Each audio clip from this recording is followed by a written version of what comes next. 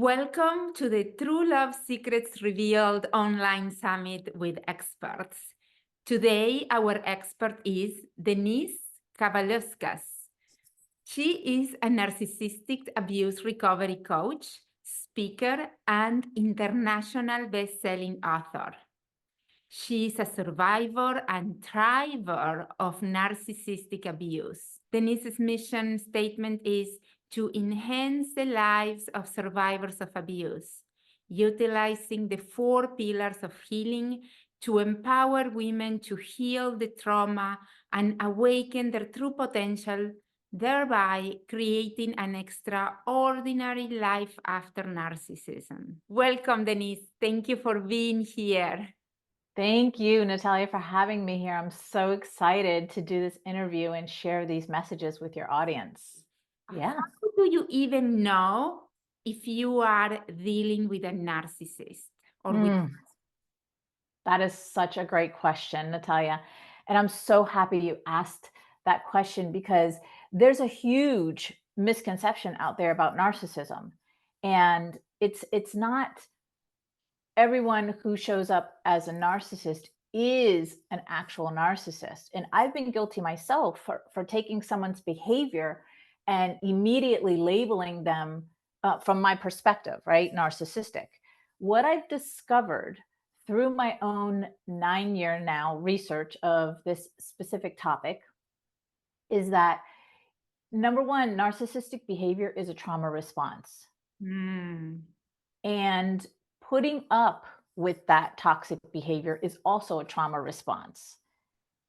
And number two is when we heal our own trauma while in the relationship, there's 2 things that will undoubtedly happen as a result of one person healing their trauma, their own trauma, and the other person will either meet them where they're at, or they will and get curious about what they're doing and feel the energy of like, oh wow, you're so happy or lighter or whatever, or they will fall away out of the relationship in a good way. It won't be like a traumatic way. It'll be a good way. So yeah, the misconception is a lot, like we were saying before you hit record, right? A lot of people can show up narcissistically and really in that behavior, but it doesn't necessarily mean that they have NPD. Right, right. Well, that is so important to know. So Mhm. what comes to my mind is I told you a little bit about my story, how I was married to a narcissistic, which I think he was narcissistic. And when I was in it, I couldn't tell because Right. the way he was manipulating me, he was making it sound as if everything that was happening was my fault. Mhm.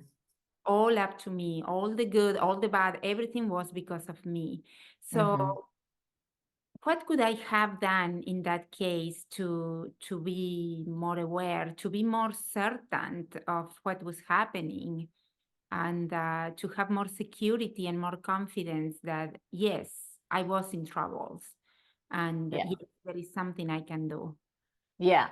So that's one of the biggest ones, Natalia, is the blame, called the blame game. Blame everybody and everything for everything in their life. So, for example, I didn't go to college because my parents couldn't, blah, blah, blah, blah, blah, right? Everything is a shift of blame to somebody else. So that is a huge red flag that I share with people. The other thing, how you know if this person is actually narcissistic, if you're dealing with a narcissist, is the lack of empathy and compassion for other people, Right. right? Because I remember my ex, he would cry and pout and play the victim about himself, but when Oh, it came to other people, it was, oh, screw them, or I'll screw them over, or things like that, or be mean or whatever. So that's the biggest one that I share with people is, how do you know you're actually dealing with an actual narcissistic person? Is that they lack empathy for other people. okay. Yeah. Can that show as criticism, like they don't like anybody? Would that be a sign of narcissism? Or they put on a show to like people. They put on a show to look. They're very, very brilliant at acting. Wow. Brilliant at acting. So yeah, they will act like, oh, I like so and so, or very charming, charismatic, or pleasant to these people. But then it's behind closed doors where the truth is coming out. Oh, that person was this, or I just da da da. Da. Yeah, very gossipy and backstabbing. Oh, wow. Wow. Yeah. So blame is Mm-hmm. one sign. If we are being blamed for everything, there is, Mm-hmm. I mean, in a relationship, it takes two to tango. So Mm-hmm. that is one sign. And the Mm-hmm. second one is lack of empathy or compassion regarding others, but they can Yes. be the victim or poor me really Yeah. well. And then And they do. and they don't. So thank you, Denise. That was wonderful. So what was the process you went through to create a magical life after narcissism? A long one. and that's why I share this message with other women, Natalia, is because I want to show women that they don't have to take the long road like I did. So I left my ex and the only state that I had ever lived in with nothing but a futon couch and an air mattress in my 40s to start all over again. I Wow. didn't ask or want anything from him because we had been married over 20 years. So I could have, asked for this or whatever, but I didn't. I chose not to. I was a woman on a mission, and I was a traumatized woman, an angry woman, a deeply emotionally hurt woman. Behind all of that, I was on a mission to happiness and freedom and confidence and to have my true love.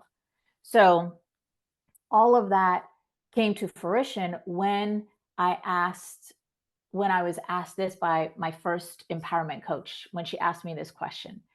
And I'm paraphrasing, I don't remember exactly what she said, but something like, what part did you play in the destruction of your relationship, like Oh, in your wow. divorce? That Yeah. question. Yeah. And at first, I got pissed, right? I was Long. angry at that question because prior to that, I saw myself as the victim in my situation, not a contributor to Mm. my situation. So that question shifted in me to take 100% responsibility for my own life. And it happened gradually. Like I said, I was pissed off right away when she said that to me. And from that moment on, I went deep into my healing journey because it really, it was a pivotal moment. It really sparked something in me. And because I wanted to have everything that I ever dreamed of having. So the process was and is for me to go within. It was always to go within because I believe that the way out of narcissistic trauma is to go within the narcissistic trauma and to heal it. Wow. So through first loving myself 100%, like all of it, and then it was um, forgiving myself, forgiving the past, forgiving him, my ex, and just letting all of the stories go. The third one was to trust myself and to trust my path of where I was at now, because you know, being divorced at 42 years old, starting all over again, can look pretty depressing. So I had to trust the process of where I was at the time.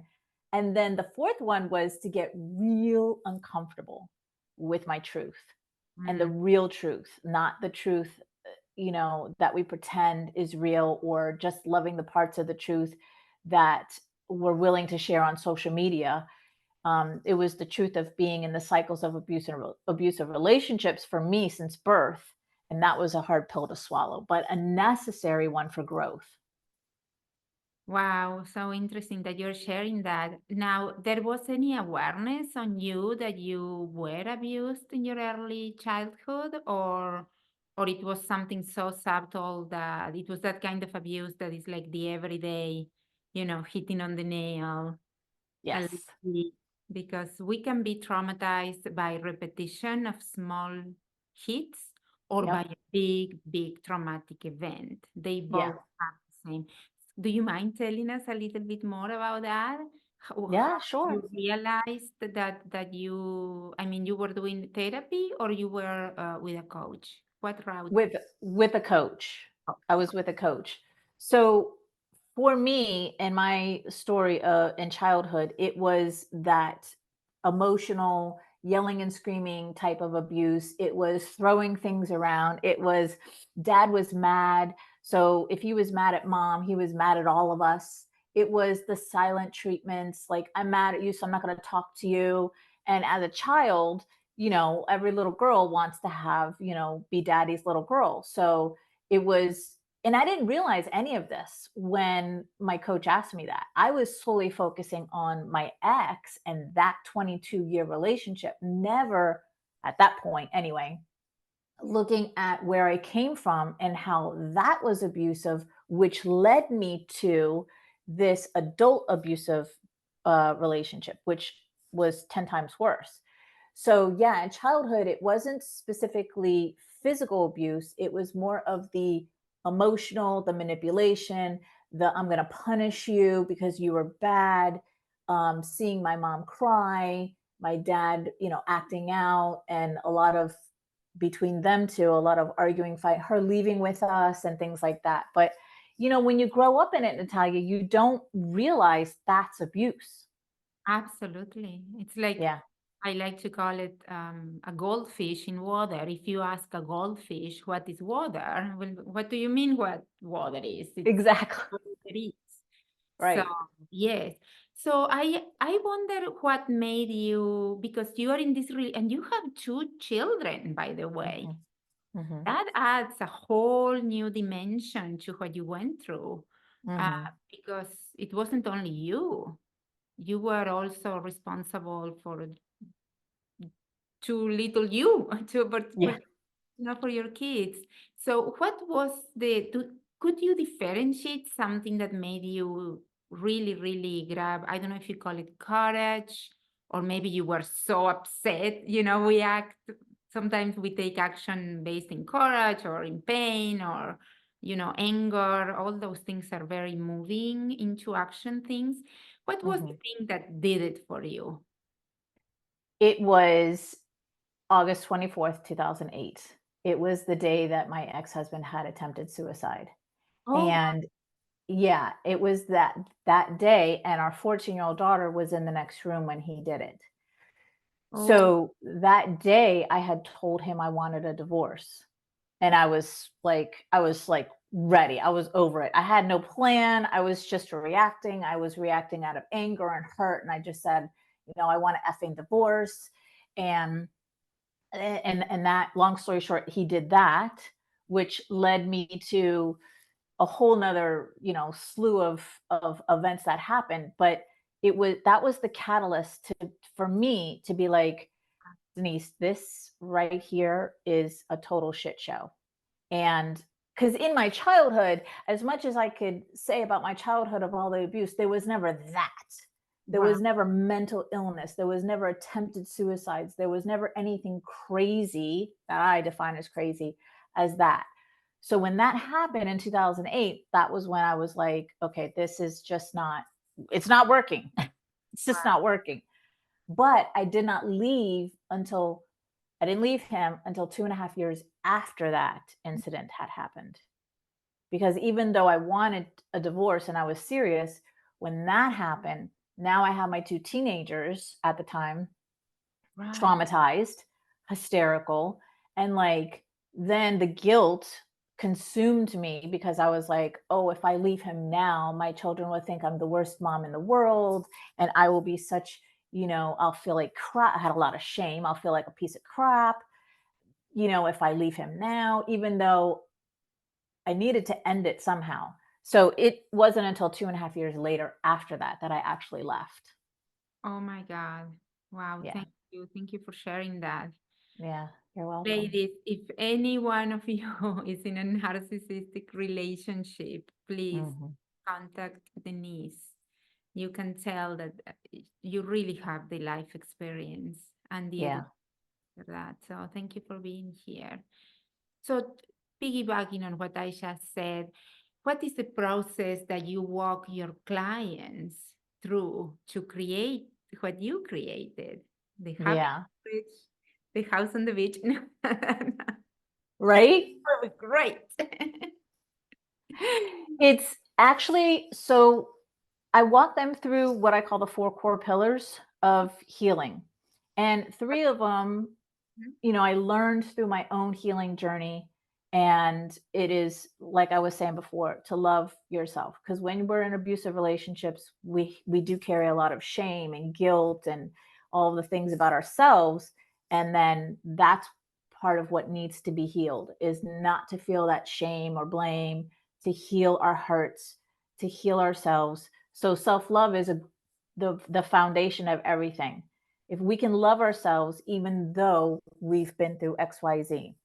Then the second one, it's not in any specific order, it's just these 4. Forgiveness. Can't you gotta let go of that story. Like what I just shared with you, Natalia, there was a time in my life when I couldn't even utter 3 words of what I just shared with you without doing the ugly cry I and was just, thinking about that when I was asking you. It's such a hard question for me to even ask. I can yeah, imagine for you to answer it. So thank you. yeah. Yeah.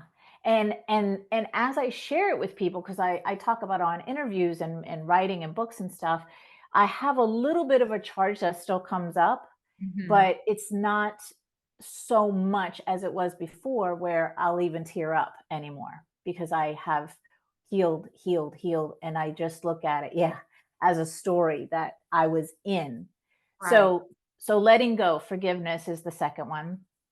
And then the last 2 are sharing the truth. So again, saying those words, it was like, my throat would clog up. I just couldn't even get that out. I wasn't willing to acknowledge my truth. I wasn't willing because it was just so hard. My throat would just like feel like that big lump was in it. So truth is another one, to be able to share your truth. And I tell women, I'm not saying you got to get on stage and share it with the world. Just you being able to share your truth with you Yes. is huge. To be able to say it to yourself, write it down, say it out loud to yourself, that's huge. So that's what I mean by truth. Then if you want to write a book and get on stage, great. I love that you And said then, yes. yeah. And then the last one is trust, Hmm. trusting yourself, because there's a huge lack of trust when we come from these relationships, when we get into these relationships, when we get out of these relationships. There's a lot of big trust issues. So, because most of abusive relationships involve cheating and lying and all of that. So then you get out into the world, you're like, well, I don't trust anybody because we think all everybody's like that. So those Right. are the 4 core pillars that I walk them through to soften herself and to lean into her feminine energy, which Right. all has to be done through the healing process. Because when she can show up in her feminine energy, not the masculine traumatized person that she was before, then she shifts everything and she feels so much lighter and like spacious and healthier because she's now healed her heart. Oh, that's beautiful. Oh my God. It's those 4 steps are completely life-changing. Yes. We can trust and forgive and, be authentic, honor our vision, our truth. Yes.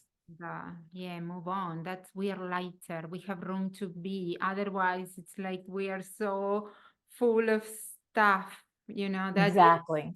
and it's a journey. It's a journey, a never-ending journey, I would say. Thank you so much for joining us.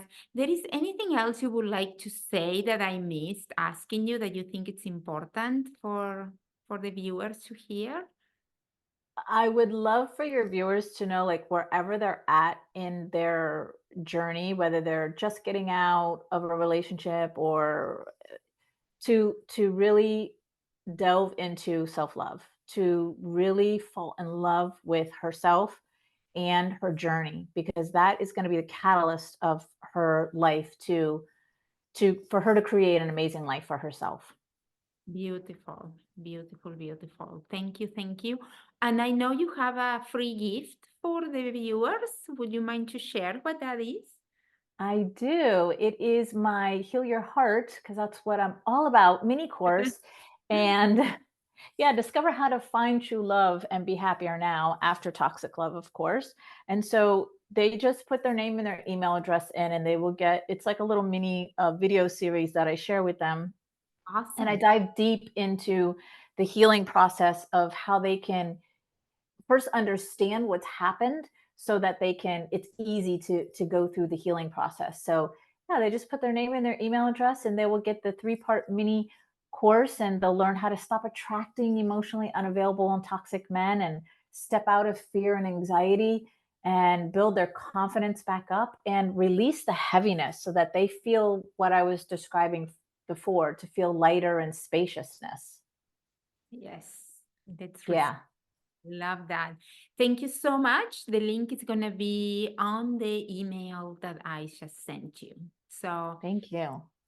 thank you from the bottom of my heart. Such a treat to have you. Thank you for saying yes. Thank you for gifting us your time. And I can't wait to see you again. Hopefully this year I get a chance to hang out with you again. It's Absolutely. beginning of January. What a way to start the year, huh? I know. Thank you.